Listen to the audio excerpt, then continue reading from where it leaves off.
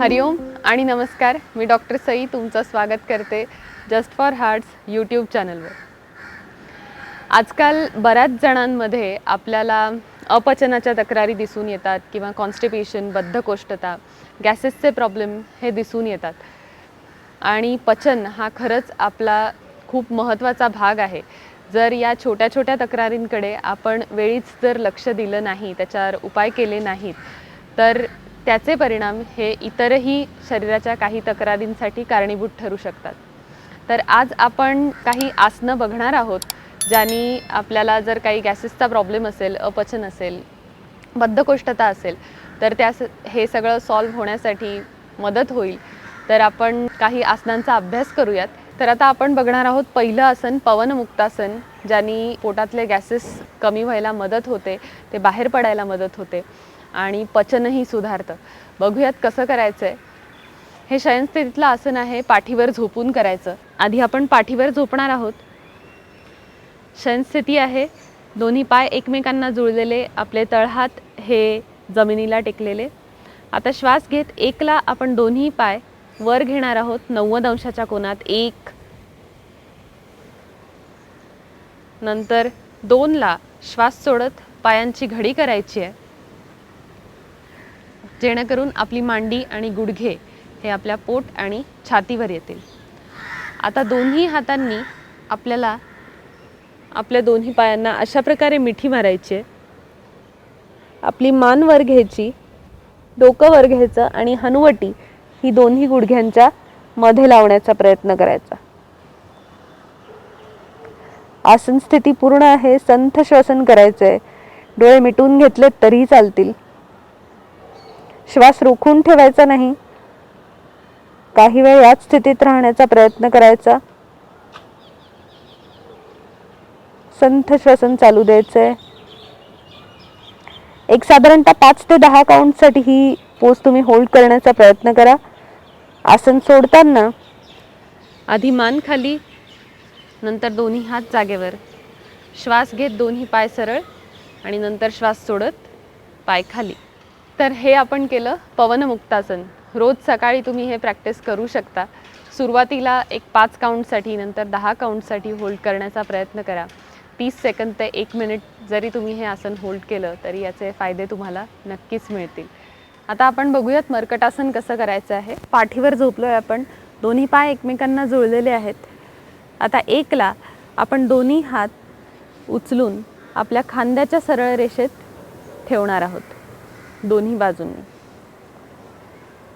नंतर 2ला आपले दोन्ही पाय गुडघ्यात वाकवून चवडे शरीराच्या जास्तीत जास्त जवळ आणा.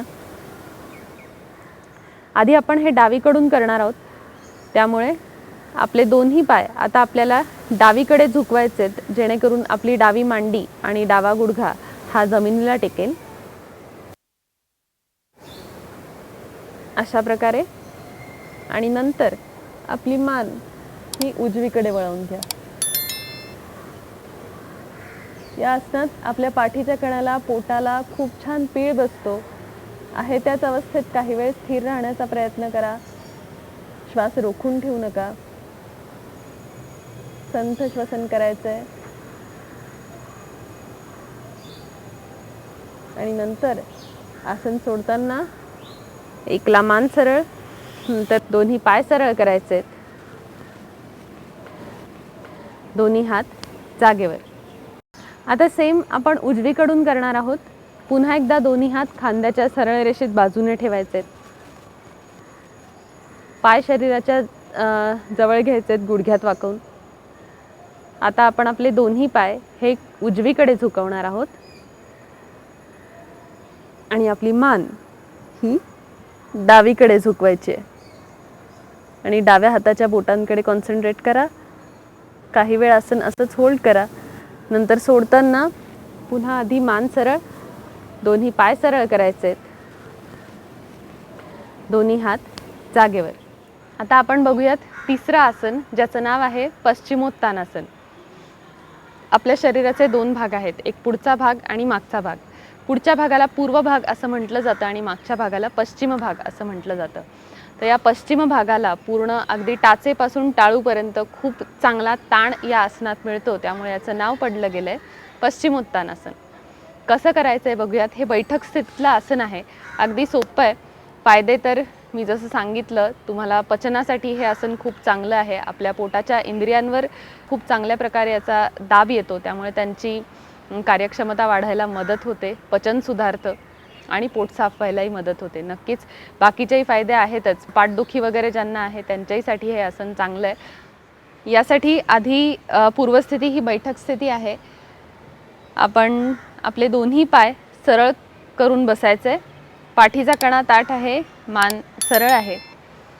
आता आधी 1ला आपल्याला फक्त श्वास घ्यायचा आहे.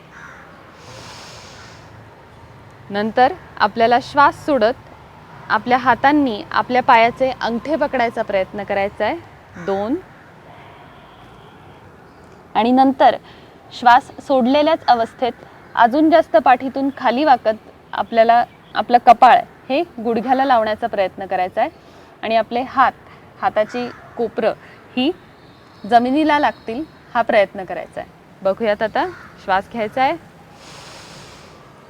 श्वास सोडत अंगठे पकडायचे आहेत.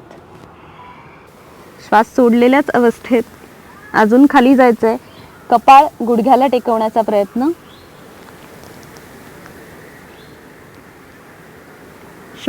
आसन सोडताना मान सरळ करायची आहे.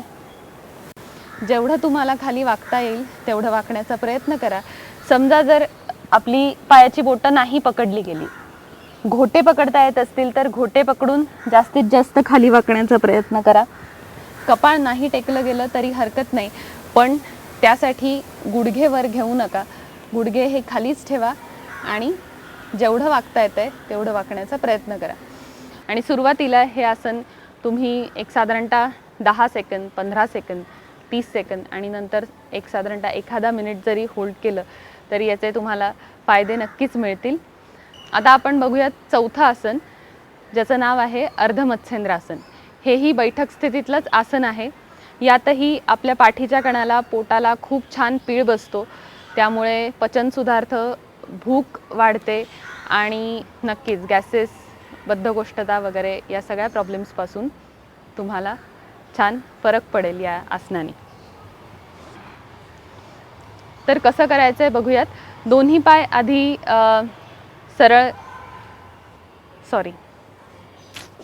हे आसन कसं करायचं आहे बघूयात. त्यासाठी आधी पुन्हा एकदा बैठक स्थितीत यायचं आहे. आधी आपण हे डाव्या बाजूनी कसं करायचं आहे ते बघूयात. डावा पाय उचलून डाव्या पायाची टाच ही उजव्या गुडघ्याच्या शेजारी अशा प्रकारे ठेवायची आहे आणि नंतर उजव्या पायानी आपण मांडी घालून बसतो तशा प्रकारे बसायचं आहे. त्यानंतर आपला उजवा हात हा डाव्या गुडघ्याच्या पलीकडे घ्या आणि डाव्या पायाला रेटा देत आपल्या उजव्या हाताने आपल्या डाव्या पायाचा अंगठा पकडायचा आहे. डावा हात हा कमरेभोवती मागे लपेटून घ्यायचा, तळवा हा बाहेरच्या दिशेने असेल आणि आपली खांदे, मान हे डावीकडे, जास्तीत जास्त डावीकडे मागे नेता येतील हे बघायचं आहे. काही वेळ अशाच प्रकारे आसन होल्ड करायचं आहे. मनातल्या मनात तुम्ही अंक मोजू शकता.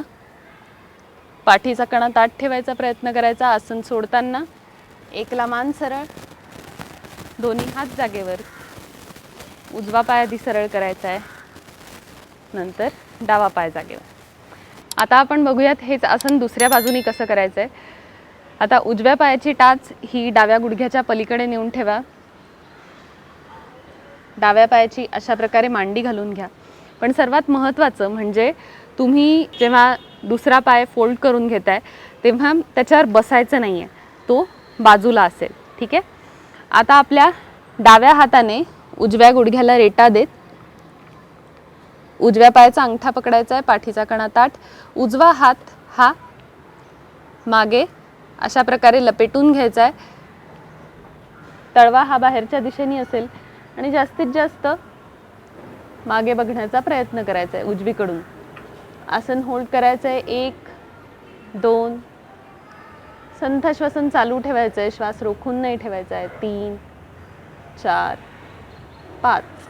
आसन सोडताना 1ला आधी आपली मान सरळ, 2ला हात जागेवर, 3ला खालचा पाय सरळ करायचा आहे आणि नंतर वरचा पाय सरळ. आता आपण पुढचं आसन बघूयात, वज्रासन. हे बऱ्याच जणांना माहीत असेल, अगदी सोपं आसन आहे. वज्रासनासाठी सुद्धा आधी आपल्याला बैठक स्थितीत यायचं आहे. पाठीचा कणा ताठ, मान सरळ, दोन्ही पाय सरळ आहेत. आधी आपला एक पाय शरीराच्या जवळ घ्यायचा आहे, नंतर दुसराही पाय जवळ घ्यायचा आहे आणि अशा प्रकारे चवड्यांवर बसायचं आहे. नंतर गुडघे जमिनीला टेकवा, पाय मागे पसरून घ्या आणि आपल्या पायाचे जे अंगठे आहेत ते एकमेकांना जुळवून ठेवायचे आहेत आणि टाचा या दोन्ही बाजूला घ्यायच्या आहेत आणि मध्ये जो काही खळग्यासारखी जागा तयार होते त्यात आपली बैठक ठेवायची आहे. पाठीचा कणा ताठ, मान सरळ आणि दोन्ही हात हे अशा प्रकारे गुडघ्यांवर ठेवायचे. हेही आसन तुम्ही रोज प्रॅक्टिस करू शकता. यानेही पचन सुधारायला मदत होते. सर्वात महत्त्वाचं म्हणजे हे आसन तुम्ही जेवण झाल्यानंतरही करू शकता. एक साधारणतः रोज जेवण झाल्यावर तुम्ही 10 मिनिटं वगैरे केलं तरी नक्कीच तुम्हाला फायदा जाणवेल. आता मी तुम्हाला मागून दाखवते. तर आज आपण बद्धकोष्ठता, गॅसेस या प्रॉब्लेम्सवर कोणते योगासनं आहेत किंवा पचन सुधारायला कोणती योगासनं मदत करतात हे पाहिले. हे तुम्ही नक्की प्रॅक्टिस करा आणि कमेंट सेक्शनमध्ये मला कळवा की तुम्हाला व्हिडिओ कसा वाटला, तुम्हाला अजून माझ्याकडून काय ऐकायला आवडेल. काही शंका असतील तर त्याही नक्की विचारा आणि सबस्क्राईब करा जस्ट फॉर हार्ट्स यूट्यूब चॅनलला. धन्यवाद.